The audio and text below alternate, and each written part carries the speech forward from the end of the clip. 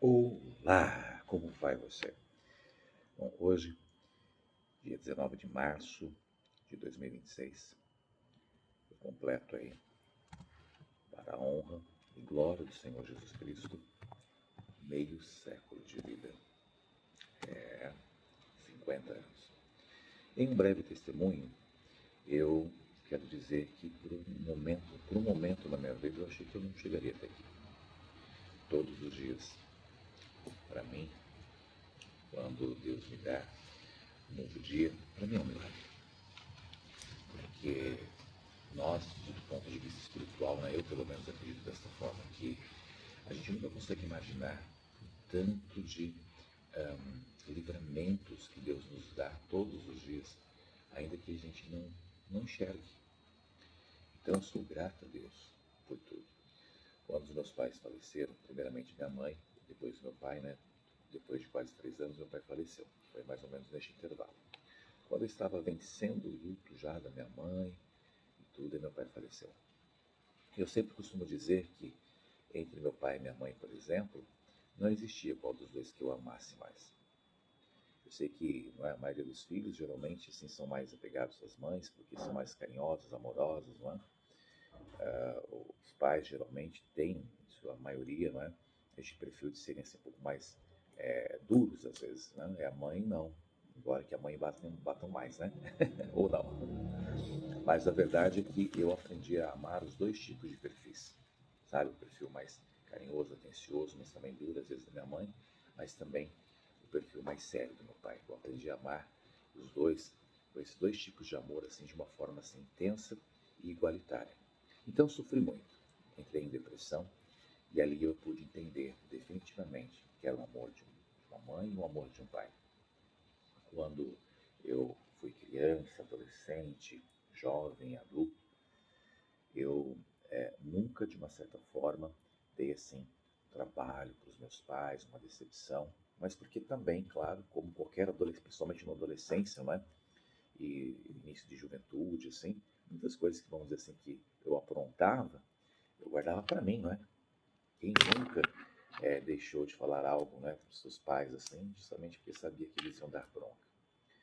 Mas, de toda forma, eles nunca tiveram, assim, de uma forma direta, assim, decepções em relação à minha pessoa. Por quê? Porque eu zelava muito pela, pela, pela criação deles comigo, pela forma como eles me criavam. E eu digo isso a vocês porque podem ter certeza, o amor de um pai ou de uma mãe, este tipo de amor, é um amor diferente de uma esposa, de um esposo, de um filho, porque quando você é pai, você é mãe, você vai ter que cuidar do seu filho, né? Você vai ter que zelar por ele, pelo menos até enquanto ele se tornar adulto, casar e tudo mais, e às vezes até mesmo pós-casamento, né? Assim, porque pai e mãe se preocupam. Mas o amor de um pai, de uma mãe para conosco, ele é diferente porque ali nós não cuidamos diretamente, cuidamos indiretamente, né? Nós como filhos. Nós somos cuidados, nós somos muito bem cuidados. Então, quando nós perdemos este amor de pai e de mãe, nunca, nem sua esposa, nem seus filhos, né, vão cuidar de você da forma como seu pai e sua mãe te cuidou, com a mesma intensidade.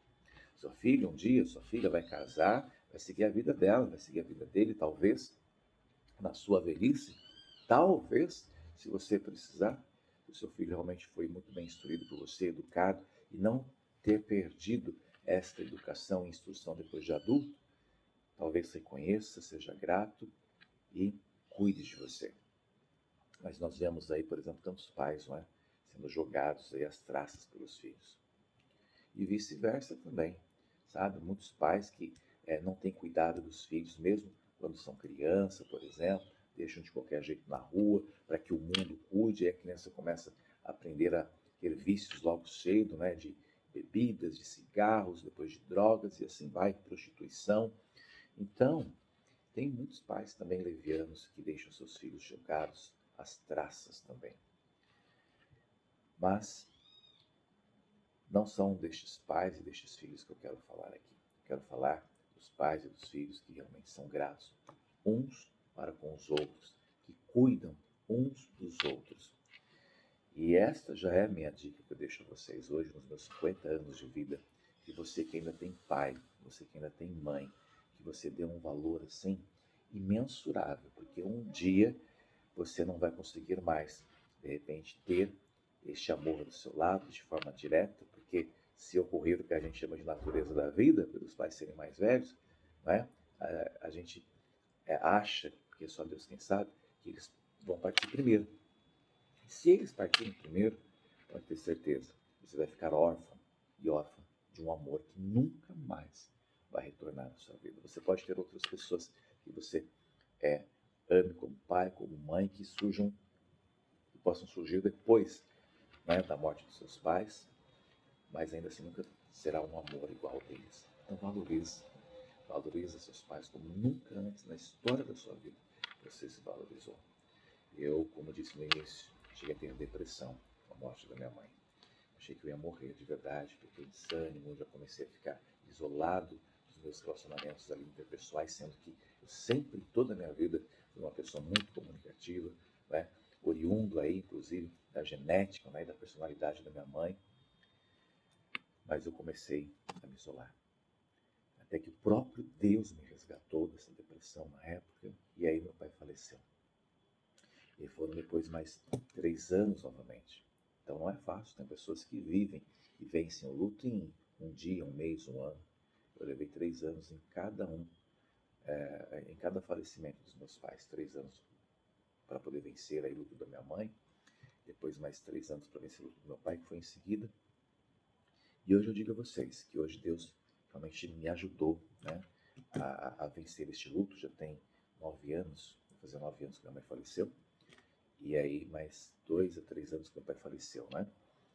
Mas não é fácil, gente, porque para mim ainda é recente. Mas hoje eu entendo que eu preciso valorizar, não é? E fortalecer nas minhas memórias as memórias boas, alegres e felizes que eu tive ao lado deles. Assim como eu digo a você também, que de repente esteja vivenciando algum luto pelos seus pais ou por alguém muito importante na sua vida.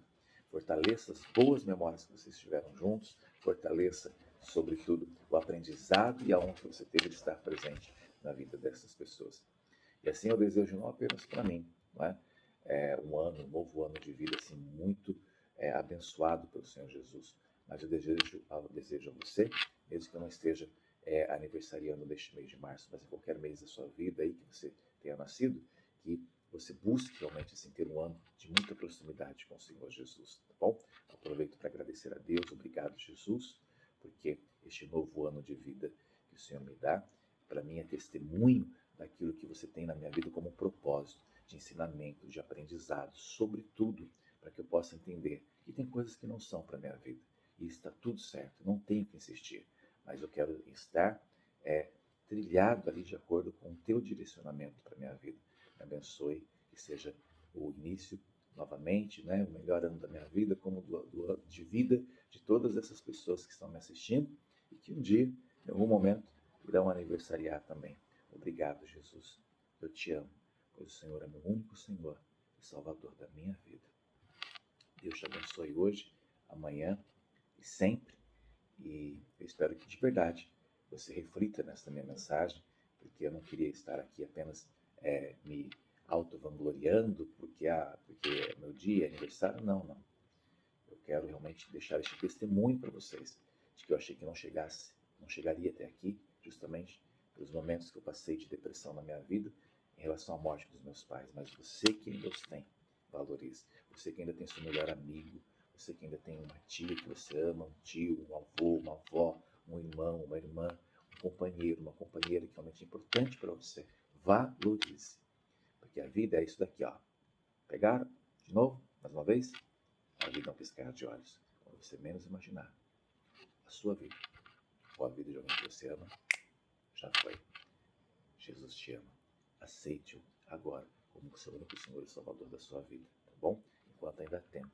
E se você quer aceitá-lo, de coração, repita comigo esta breve conversa, uma conversa com Deus. A gente fala oração, mas é uma conversa com Deus, tá bom? Fale em espírito, fale em pensamento, se você não puder falar em voz alta, mas fale. Repita comigo assim: Deus, em nome de Jesus, me perdoa porque sou falho e porque sou pecador. Mas eu reconheço o Senhor Jesus como meu único Senhor e Salvador da minha vida. Mais uma vez, eu reconheço Jesus como Senhor e Salvador da minha vida. E assim, Deus, entrego a minha alma ao Senhor, a Jesus, e escreve meu nome no teu livro da vida, no nome de Jesus. Amém. Se você teve essa conversa com Deus de todo o teu coração, pode ter certeza que o céu está em festa e está em alegria, por Deus ter ganho realmente mais uma alma para Ele, para Cristo Jesus. E procure uma igreja cristã, uma igreja evangélica, mais próxima da sua casa, não é? Até que você realmente possa ter um encontro em um local que você se sinta bem acolhido também por outros irmãos e irmãs em Cristo Jesus. Lembrando que não é a igreja que salva, não. A igreja é apenas para você se fortalecer, para você, talvez você não tenha contato ainda, talvez já tenha, mas contato com louvores que vão animar o teu espírito. Né? No YouTube tem muitos louvores também, baixe louvores. A presença de Deus, sobretudo, é você que tem que sentir aonde você estiver, não na igreja, mas na igreja, não é? A gente acredita, pelo menos, que tem pessoas que vão nos ajudar nessa caminhada, que é uma caminhada árdua e difícil. Mas eu sempre coloco anjos bons na nossa vida para nos ajudar. Tá bom? Mas, sobretudo, é você e Deus. É o seu coração em Jesus que realmente vão determinar o quanto realmente você o ama, o quanto você quer mudar de vida e quer deixar de Espírito Santo tocar e mudar você. Não é igreja, não é ninguém. Mas elas servem para fortalecer também nosso espírito e nos ajudar a ter relacionamento com outras pessoas que também ali entendem mais do que a gente, têm mais experiência do que a gente na caminhada com Cristo. Então, por isso que eu sempre recomendo que você procure uma igreja evangélica mais próxima de você. Mas a salvação é você e Deus. Ela é individual. Jesus te ama, meu amado e minha amada em Cristo Jesus, e eu também. Obrigado. Tchau.